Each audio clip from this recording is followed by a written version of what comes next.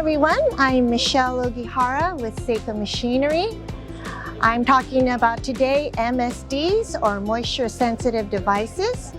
MSDs are MSL levels 2 to 6, moisture sensitivity levels 2 to 6, and they're stored in MBBs, which are moisture barrier bags that have desiccant and HIC, or humidity indicator cards.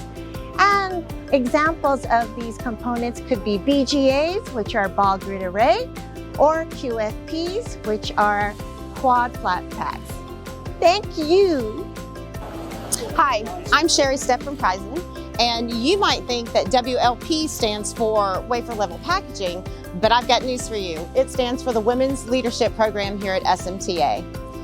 We also have a Wind Down Wednesday, so you might want to think about joining us, and I thank you for watching.